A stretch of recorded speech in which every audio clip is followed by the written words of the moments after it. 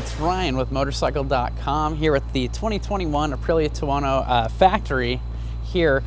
So the story of the 2021 Aprilia Tuono V4 is more of an incremental change. It's not a big overhaul, but what they've done between the two models is you have the Tuono V4, that's it, no RR, nothing else, and that they've actually made it more of a streetable, kind of even touring. They call it hyper naked touring. And then you have the factory model, which is a more pointed, sport focused machine. So with the standard model, you now get a taller windscreen, lower passenger pegs, you get a little bit more wind protection around the front, and they've actually made the subframe more robust on the standard model to accommodate a passenger, and even Aprilia makes some asymmetrical luggage that you can put on that. So on the factory model, it's a little bit of a lighter subframe, more like the RSV4. And then you also have a lower handlebar, which is kind of the standard, what it was before on the factory model. Other than that, it's going to be pretty much unchanged. You have a 200 section rear tire versus the 190 on the standard model. And then from the standard model, you get SAC suspension and a SAC steering damper. On the factory model, you get the electronic Öhlins Smart EC 2.0 electronic suspension front and rear. So that's going to be tied to your ride modes and everything out. We'll get into that in a moment. But that's kind of what separates the Tuono V4, the standard model, to the Aprilia Tuono V4 factory.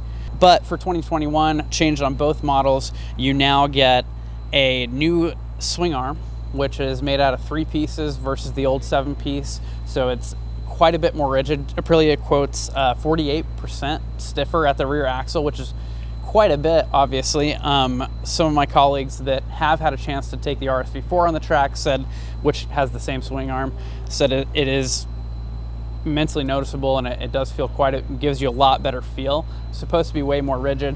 And if you kind of look at the previous model, it's almost like it's inverted, where that triangle is kind of on the bottom. And you've got a lot of adjustment as far as the wheelbase, considerable amount down there. Street riding, I couldn't tell you, it feels pretty much the same, but on the track it is supposed to kind of give better grip, so we'll see about that. You also get the new Morelli 11 MP ECU, which tied to these new electronics with an insane amount of adjustability with engine braking, the engine map, wheelie control, traction control, launch control, all of that stuff. And on the factory model, all of those ride modes are also tied to your suspension. But that new ECU allows the machine basically to function even at an even higher level. The way traction control works with everything else and works off the telemetry of everything is just a little bit more refined, and the ECU is now capable of doing all of that stuff at the same time. It's basically leveled up the electronics package. The motor is basically unchanged. Aprilia says it hasn't lost any power from the previous model, but it is now Euro 5, so we're good to go there as far as sales in Europe. But we ran the bike on the dyno, and it put out 155 horsepower at the rear wheel and 84 pound-feet of torque.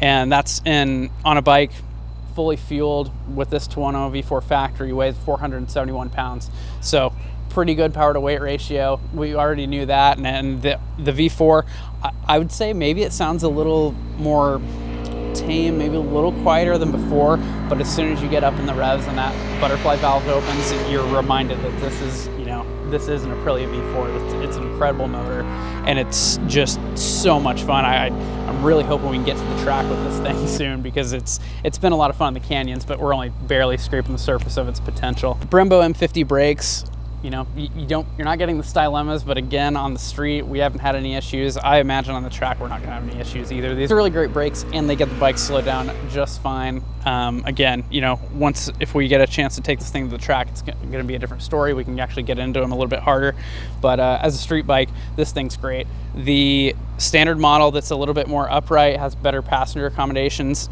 It's probably better around town and whatnot. It's not too big of a difference. In the canyons, I preferred being on the factory model just because of the lower handlebars. And as far as the electronics go, you have 6 ride modes. So you have, in the street setting, you have Sport, Tour, and User, which User is fully customizable. And then in the track settings, you have track and then 2 user customizable settings. So that really allows you to tailor everything just the way you want it. The ECU also allows the bike to have the bending headlights, they call it, that lights up your corner as you're going through the bends. I haven't really ridden the bike much at night, so I can't tell you how the lights work. They seem pretty bright, all LED, but we'll have more to say on that later with a more thorough test. I think a lot of people were commuting and touring on the Aprilia Tuono V4, the base model before, and now they've focused that model even more so towards being a more usable bike around town, touring. You know, maybe that's something a little more upright like the KTM Super Duke, or some of those other models that are maybe a little bit more upright, and some people will be into that. For me, it's the Tuono factory V4. When I'm on a Aprilia V4, all I want to do is rip. You know, this engine kind of goads you into getting into it, and it's a real easy way to lose your license. So as far as the cockpit goes, the Tuono V4 factory is actually closer to what it always had been. You know, it's more the same standard seating position, the bars are low, but what has changed is the fuel tank. It's still 4.9 gallons, but they changed the shape of it, and it allows you to kind of brace yourself better with your legs, so you don't have so much weight on your wrists, you know, especially if you're at the track and you're getting into the brakes hard. You can brace yourself with this tank quite a bit better. It does feel a little wider at the front, but even street riding, it helps you kind of just stay up more upright on the bike. Calling this a naked bike, a lot of people, you know, have to comment on the fairing, in which this fairing is also new.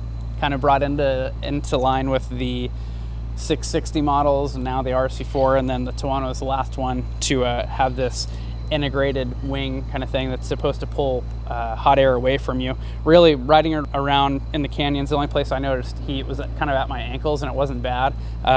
Lane splitting on the way here this morning, it wasn't too bad. That's about where I could feel the heat, was around my ankles. In town, it's still a 1100cc V4, you know, it gets hot, you know, it is what it is. So for the Tuono V4 factory, you're looking at 19.5, and for the standard model, 16,000. So it's up 500 from before. For what you're getting, it's really not that big of a deal, and I think for 2021, there's some real reasons to consider a new bike. Thanks for watching the video. Like, comment, subscribe, let us know what you think, and head on over to Motorcycle.com for the full write-up.